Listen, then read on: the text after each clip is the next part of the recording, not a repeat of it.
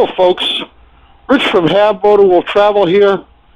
I'm out on the 2007 Goldwing, having a great day here. It's a beautiful day. I think it's June, maybe 20. It's Thursday, June something. It's a Thursday after Father's Day. I think it's the 24th or the 25th, something like that. Anyway,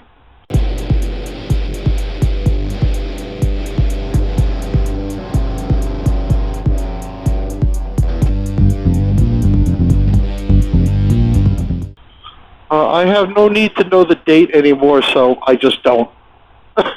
Anyway, I wanted to talk about something today that I've been thinking about for a long time for some pretty specific reasons. And a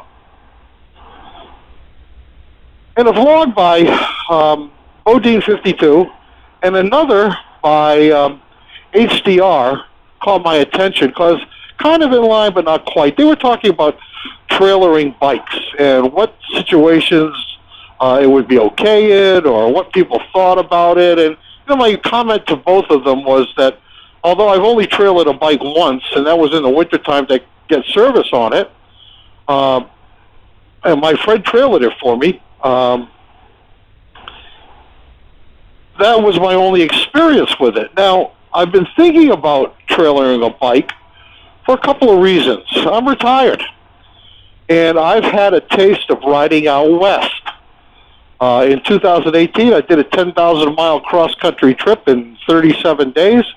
And last year, I did I think it was 21 days exactly, 5,600 miles. I flew out to Texas, bought this Goldwing, rode it to Phoenix, Arizona area, and then my wife flew out. We went up to Utah.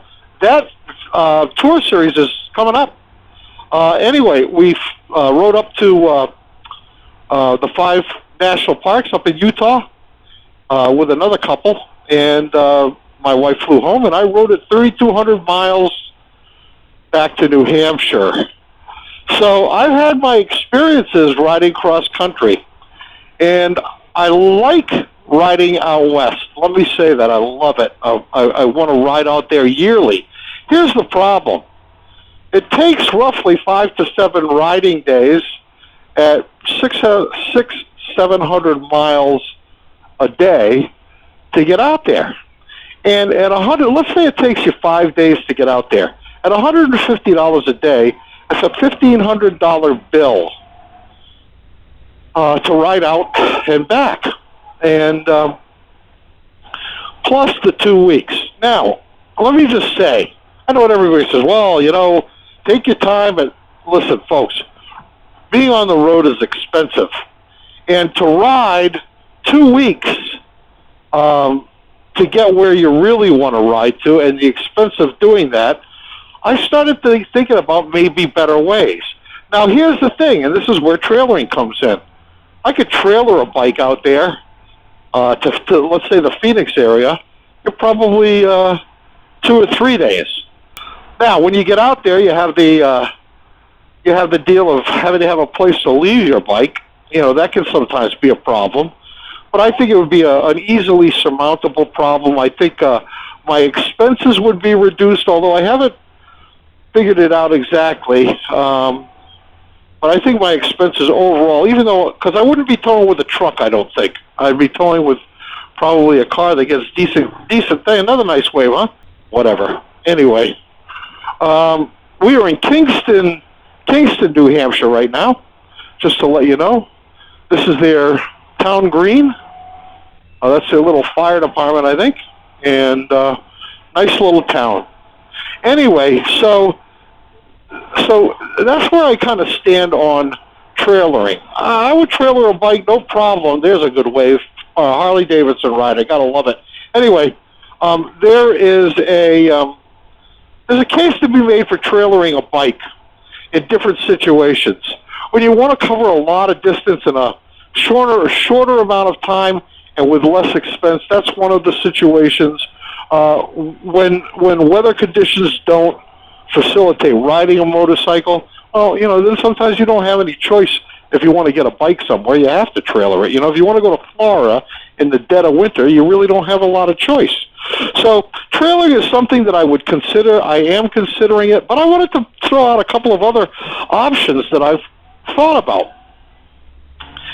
So the second thing is shipping. And you know what? Shipping, I think, is not a bad option. I think you can ship a bike probably out to Arizona for around $500-600 each way. So it's $1,200. You get your own bike out there. You ride for a month. That cost doesn't change, and then you ship it home. I've never shipped a bike. I have shipped a car. So shipping as well isn't out of the question.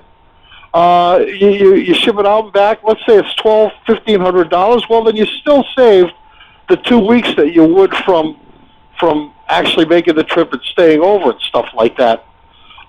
So maybe a little bit of advantage there. I'm going to put a spreadsheet together too and see if I can take all of this stuff into account. See what is the most reasonable, the most pleasurable, and the most time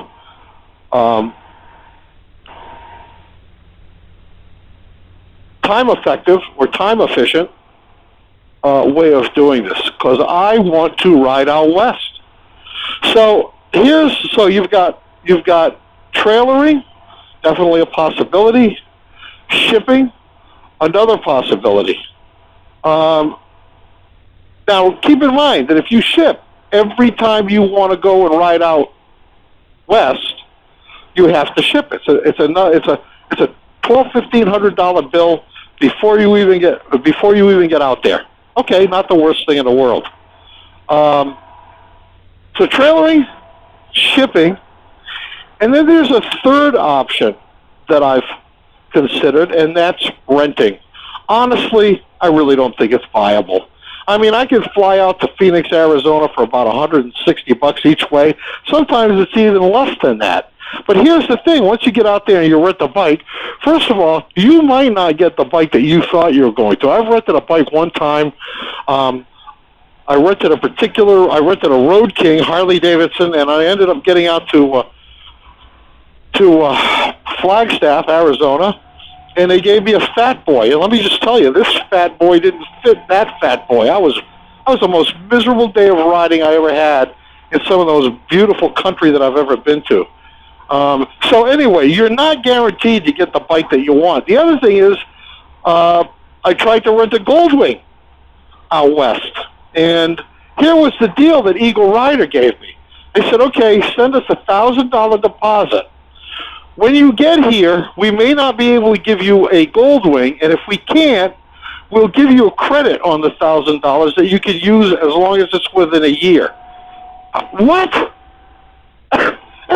That's like robbery, for crying out loud. I would never, ever, ever do something like that. The other thing is, it's very cost prohibitive. So let's say I could get a bike for $1,000 a week, and I wanted to ride out west for a month. I mean, I'm not talking about going out there for a week. I'm talking about going out for a month or 2 months and wandering around. So when you start talking about those kinds of stretches of time, it really does become cost prohibitive.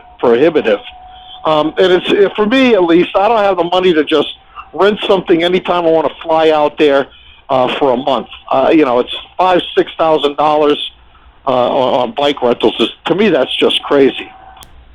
So you've got riding out, trailering out, shipping it out, or renting when you get there. 4 options. But here's a 5th one, and I think maybe the one that will work for me. As you guys may know, I have several bikes. And what I'm actually thinking about doing is taking one of those bikes and storing it out in Arizona. Taking another one and storing it in Florida. And then having one at home.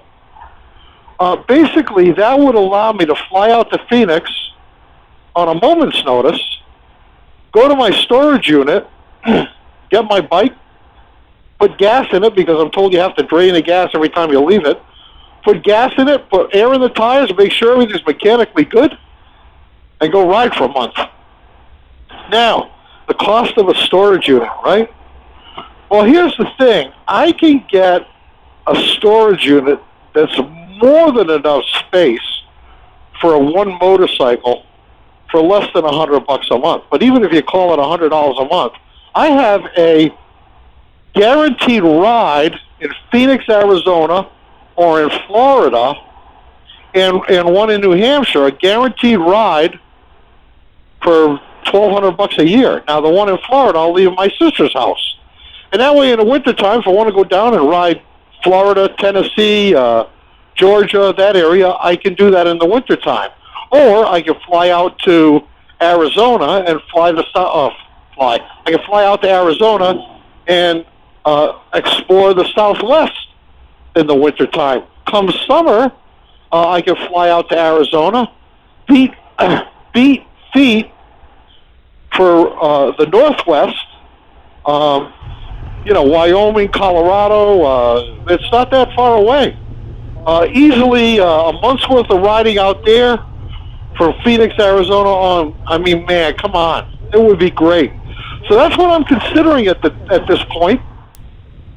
Riding in certain situations, although I can't, if I do this storing thing, I can't envision a lot of situations where I'm going to have to ride to where I want to get to. Or ride cross country, I should say, to where I want to get to. I mean, I don't consider riding down to Tennessee from here or riding up to Tennessee from Florida. That's not like a big ride. I mean, don't get me wrong, it's a credible ride, but it's not 10,000 miles, or it's not 3,000 miles just to get there. So that's it, folks. Just another slant on it. I think it's going to be a storage unit in Arizona. I'm not sure which bike I'm going to put out there. I was thinking about maybe the Voyager. It's a great touring bike, and that's what I'd be doing out there. I've already had it out there. Although I'll tell you, I would love to have the Goldwing out there. You know what? I'm going to have to. Maybe I have to buy I don't know. We'll see. This is just what my wife wants to hear. I think I'm going to have to buy another. Well, folks, that's about all I've got for you today. I want to thank you for coming over to the Have Moto Will Travel channel, and I want to thank you for watching this episode of Motorcycle Confessions. I also want to thank all of you people who have subscribed and take the time to leave me comments. It's about the best thing, honestly, about doing YouTube. I mean, I enjoy making the videos, but it's really the feedback I think that I enjoy the most. So thanks again. If you haven't subscribed, please do. Give me a thumbs up. I could use all the thumbs ups I can get nowadays. And press the notification bell. If you happen to like this video, I hope you'll like some future ones coming up and you don't want to miss them. But for right now, for Have Moto Will Travel and Motorcycle Confessions, that's all I got. Over and out.